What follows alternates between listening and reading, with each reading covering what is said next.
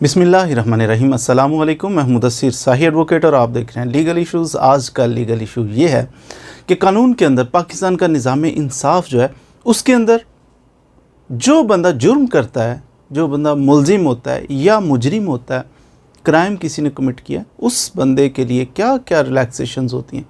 अक्सर लोग, common man की मैं बात करूँगा, आम आदमी को यही कहते सुना है, ये क्या जी, कैसा निज़ाम है, इसके अंदर तो देखो उसने बंदा मार दिया था, वो बाहर आ गया, देखें जी वो तो 2 महीने बाद बाहर आ गया, तो उसको तो कुछ भी नहीं हुआ, उसको तो कोई जुर्माना नहीं हुआ, उसको तो कोई सज़ा नहीं हुई, उसकी तो ज़मानत हो गई, वो तो एक दिन के लिए भी अंदर नहीं गया, उसको तो 10 साल सज़ा हुई थी, तो वो 4 साल बाद वो बाहर फिर रहा था। तो कैसा निज़ाम है, कैसा निज़ाम इंसाफ है पाकिस्तान का। क्राइम क्यों कंट्रोल नहीं होता, क्यों ये एक एक बंदे के ऊपर 100 FIR होती है, लेकिन वो आज़ाद फिर रहा होता है। 100 FIR, जी 100 FIR भी हो सकती है किसी शख्स के ऊपर। तो हमारे निज़ाम इंसाफ के अंदर कौन कौन सी ऐसी फेवर है जो एक्यूज़्ड को दी जाती है, कहाँ कहाँ पे उसे फेवर मिलती है, यही आज का टॉपिक है। मुख्तसर सा इसको इंशाल्लाह आपके गोश गुजार करते हैं कि कैसे ये लोग बचते हैं, कि कानून के अंदर कौन सा ऐसा सेक्शन है, कौन सा ऐसा रूल है कि जिसको फॉलो करते हुए अदालतें इनको रिलीफ देती हैं। मैं अर्ज़ करता हूँ, सबसे पहले किसी बंदे ने मर्डर कर दिया, किसी बंदे ने जनाब डकैती कर दिया है, कुछ भी, कोई भी ऑफेंस प्रज्यूम कर लेते हैं, उसने ऑफेंस कर दिया, अब उसके खिलाफ FIR दर्ज। पहली बात, पहली फेवर तो ये मिलेगी FIR दर्ज होगी कि नहीं होगी। आप जाते हैं थाने के अंदर, जाके कंप्लेंट फाइल करते हैं, जी FIR दर्ज करो, पर्चा दर्ज कर दो, फ़लाँ शख्स ने ये गलती की। तो क्या ख्याल है, आप ये समझेंगे कि उसके ख़िलाफ़ जिसने जुर्म किया फ़ौरन पुलिस वाले बैठे होंगे और कहेंगे हाँ हाँ बिस्मिल्लाह हो जी, फ़ौरन लिखना शुरू कर देंगे? ऐसा नहीं होता। बहुत लोग रुल जाते हैं और उनकी FIR दर्ज नहीं होती, फिर अदालतों का रुख करते हैं, वकला को फ़ीसें देते हैं, उसके बाद फिर अदालत के हुक्म से जाके, तो जो FIR नहीं लिख रहा था, पुलिस ऑफिसर FIR दर्ज नहीं कर रहा था, क्या ख्याल है, आप ज़बरदस्ती अदालत का ऑर्डर लेके गए हो, जाके उसको दिया कि करो दर्ज, तो कर दोगे तो वो बहुत ज़्यादा कोऑपरेटिव हो जाएगा अचानक आपके साथ। पहली फेवर, FIR दर्ज नहीं होगी। FIR दर्ज हो जाए, फ़र्ज़ कर लें FIR दर्ज हो गई, तो फिर क्या होगा, वो बंदा जिसने जुर्म किया उसकी ज़मानत हो जाएगी। ज़मानत क़ब्ल अज़ गिरफ़्तारी, मुझे अरेस्ट ना किया जाए, अदालत से रजू करेगा, तो अदालत से रजू करेगा, अप्लाई करेगा कि मेरी ज़मानत क़ब्ल अज़ गिरफ़्तारी, मुझे गिरफ़्तार करने से पहले पहले ज़मानत दे ली जाए कि मुझे कोई अरेस्ट ना कर सके। तो ये भी तो पॉसिबिलिटी है ना, ये इसीलिए मौजूद है कानून के अंदर कि बंदे ये अवेल कर सकें रेमेडी। उसकी ज़मानत क़ब्ल अज़ गिरफ़्तारी हो जाएगी, उसे कोई अरेस्ट ही नहीं कर सकेगा। जुर्म किया है उस बंदे ने, उसे कोई अरेस्ट ही नहीं कर सकेगा। ये भी फ़र्ज़ कर लेते हैं जी उसकी ज़मानत क़ब्ल अज़ गिरफ़्तारी नहीं हुई, अरेस्ट कर लिया पुलिस वालों ने, तो क्या होगा, ज़मानत बाद अज़ गिरफ़्तारी। कहेगा भाई ठहरिए ठहरिए, मुझे क्यों पकड़ा हुआ है, ज़मानत, मेरी ज़मानत पे मुझे रिहा करें, अरेस्ट तो हो चुका हूँ, मुझे रिहा करें। तो ये प्रोविज़न भी कानून के अंदर मौजूद है कि आप ज़मानत बाद अज़ गिरफ़्तारी फ़ाइल कर सकते हैं। अदालत फ़ैसला करेगी, जी ठीक है इसको छोड़ दिया जाए, ट्रायल चलता रहेगा, केस चलता रहेगा, उसका फ़ैसला देखें कब होता है, मीनवाइल इसको छोड़ें, आज़ाद फिरने दें। तो ये जब कॉमन मैन देखेगा, वो प्री अरेस्ट हो गई फिर भी डिप्रेस होगा, पोस्ट अरेस्ट बेल उसकी होगी फिर डिप्रेस होगा कि ये क्या है, इसने तो जुर्म किया था और ये बाहर आज़ाद फिर रहा है। अब आज़ाद फिरेगा तो क्या करेगा, वो थ्रेट करेगा, जो बंदा जिसने उसके खिलाफ FIR दर्ज किया उसके घर पहुंच जाएगा, तुम्हारा बच्चा उठा लूँगा, ये कर दूँगा, वो कर दूँगा, मर्डर कर दूँगा तुम्हें, ख़बरदार पैरवी की केस की, तो खबरदार गवाही दी तो ये करेगा। तो ये फेवर एक मिल जाती, पोस्ट अरेस्ट बेल हो जाती है। सपोज़ उसकी पोस्ट अरेस्ट बेल नहीं हुई, क्या होगा, ट्रायल चलेगा, बंदा अंदर है, ट्रायल चल रहा है, तो ट्रायल में वो बंदा बरी हो सकता है। बरी किस तरह होगा, हमारा कानून ये कहता है कि बेनिफिट ऑफ डाउट जो है, शक पड़ जाए ना, केस है चल रहा है, कहीं शक हो, उसके ख़िलाफ़ बातें मौजूद हैं, लेकिन कुछ बातें उसके ख़िलाफ़ ऐसी हैं कि कुछ उसकी फेवर में भी जाती हैं। उसकी वजह पता है क्या होती है, मोस्टली जो विटनेस होते हैं ना, गवाह होते हैं, इसमें कसूरवार जज नहीं होते, इसमें कसूरवार वकील नहीं होते, इसमें कसूरवार अवाम होती है। कहीं चौक के अंदर किसी ने मर्डर कर दिया, 100 बंदा देख रहा था, तो क्या ख्याल है आपका, वो 100 बंदा चल के जाके कहेगा मैं अदालत में गवाही देता हूँ, थाने में जाएगा कहेगा हाँ मैं गवाह बनता हूँ, वो सानू की ज़रूरत है, ये कह के वो अपनी राह लेंगे।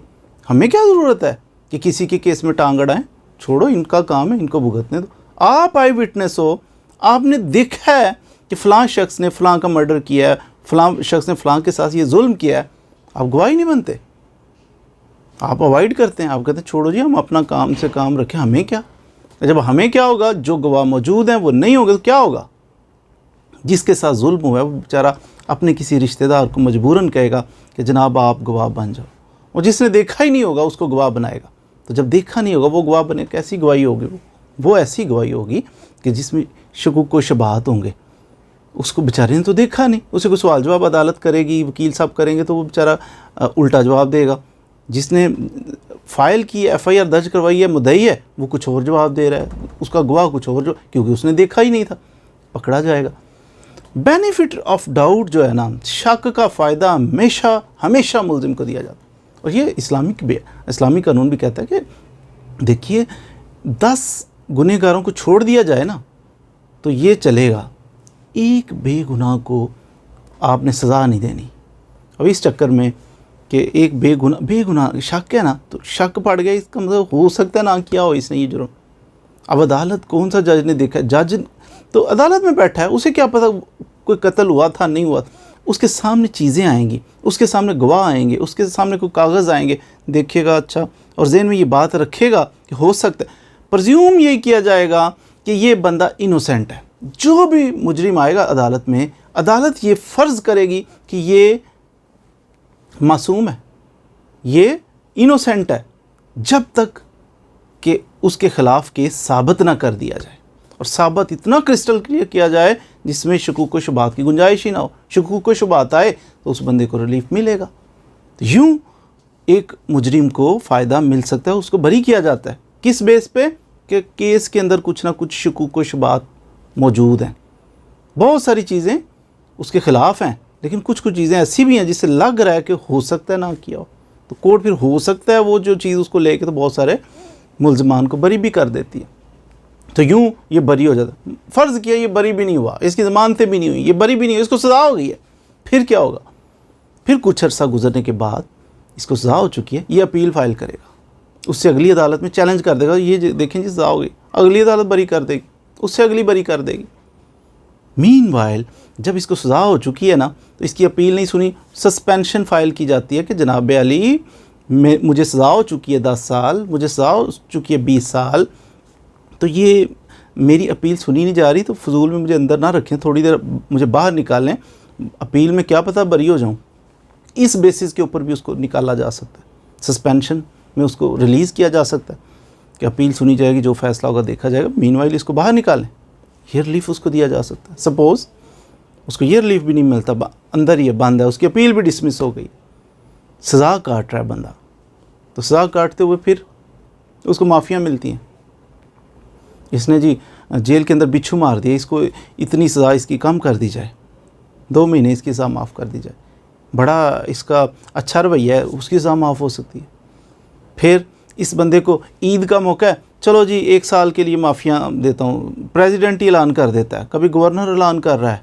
तो ये जो लोग हैं ये अनाउंसमेंट करते हैं सारे कैदियों की हमने 1 साल माफ़ कर, वो साल पूरी माफ़। तो यूँ इन्हें कहते हैं रिमिशंस, इस पर अलग से एक वीडियो भी डिटेल्ड बनाएंगे इंशाल्लाह। तो ये रिमिशंस उस बंदे को दी जाती हैं। उसकी सपोज़ 10 साल उसकी सज़ा थी, तो वो 6 साल के अंदर वो पूरी करके पूरी हो गई है। कैसे पूरी हुई, 10 साल इसको सज़ा हुई थी, 6 साल हुए अभी, वो कहते हैं नहीं जी रिमिशंस पड़ गई हैं। वो जो माफ़ियाँ सदर ने बार बार 14 अगस्त पे भी दी थी, ईद पे भी दी थी, फ़लाँ जगह पे भी दी, वो शामिल करें ना, काट दें तो बाकी बचती इतनी थी 6 साल, इसलिए वो बाहर आज़ाद फिर रहा है। तो आवाम थोड़ी सी डिप्रेस ज़रूर होती है इन चीज़ों को देख के कि ये क्या है, ये बंदा कैसे बाहर आ गया, इस सज़ा तो इतनी थी और टाइम इतना हुआ है, ये बंदा बाहर आ गया। यूँ बेनिफिट ऑफ डाउट कहते हैं कि जो है ना accused, he is the favourite child of law, कानून का लाडला बच्चा है। घरों के अंदर कुछ बच्चे ज़्यादा लाडले होते हैं ना, बिगड़े होते हैं, तो कहते हैं ये लाडला बच्चा है, तो लाडला बच्चा होता है, इसलिए इसको कुछ ना कुछ जब तक साबित ना कर दिया जाए, इसको कोशिश की जाती है कि नहीं ये ठीक है, ये ठीक है, ये ठीक है, तो अच्छा ट्रीट किया जाता है कोर्ट्स के अंदर। बट इट डजेंट मीन कि आप चोरियाँ शुरू कर दें, आप क्राइम शुरू कर दें। अगरचे ये सहूलियत मौजूद हैं, लेकिन देखिए जी 10 साल उसको सज़ा हुई, वो उसकी ज़मानत हो गई वो इतने दिनों के बाद, इतने महीनों के बाद, तो आप कभी थाने का माहौल तो जाके देखें, आप जेल का माहौल तो जाके देखें। 6 साल या 2 साल काटने बड़े मुश्किल हैं। प्रिजन वैन के अंदर लोगों को जाते देखते हैं ना, जराइम पेशा, तो वो बेचारे देख रहे होते हैं यार मुझसे तो वो भीख मांगने वाला ही अच्छा है, वो सड़कों पे आज़ादाना घूम फिर तो रहा है, जो चाहे खाए, जहाँ चाहे जाए आए, और मैं एक पिंजरे में एक परिंदे की तरह कैद हूँ। रेस्ट्रिक्शन है, मैं किसी रिश्तेदार के पास नहीं जा सकता, कोई मर जाए मैं उधर नहीं जा सकता, किसी की शादी हो मैं उधर नहीं जा सकता, मैं बंद हूँ बस। तो कैद इतनी आसान नहीं होती, अगरचे बड़ी रिलैक्सेशन हैं, लेकिन हमेशा जो भी बंदा कैद में जाता है थोड़े अरसे के लिए भी जाए, हमेशा पछताते हुए देखा है, किसी को खुश नहीं देखा कि वाह वाह क्या बात है मैं कैद हो गया। तो कोशिश फरमाएं कि ये डिप्रेस आप जो बंदे हो जाते हैं कि ये क्यों हो गया, निज़ाम इंसाफ में ऐसा क्यों होता है, कैसे, तो उसका मैं रिप्लाई कर रहा था। दरअसल आपको उभार नहीं रहा था कि आप जराइम करें, बल्कि जराइम करेंगे तो इसकी सज़ा आपको 2 साल 4 साल 10 साल भी हो तो ये बहुत ज़्यादा होती है, बहुत ज़्यादा तवील होती है। कैद आसान थोड़ी होती है। मज़ीद वीडियोज़ के लिए हमारे साथ रहिए। Thank you very much.